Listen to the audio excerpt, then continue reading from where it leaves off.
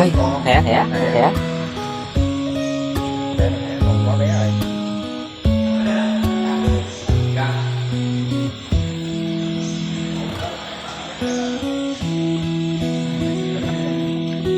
Này thẻ. Thẻ này còn bên đây sẽ bự hơn thế này đó. Đây là tay lớn.